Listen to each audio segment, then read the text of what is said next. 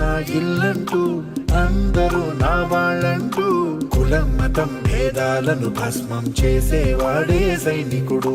చెడు జరగని పగ పెరగని బెదరని గని సైనికుడు, అగు పెరుగని రక్షణ బలి చెదరని ముని సైనికుడు.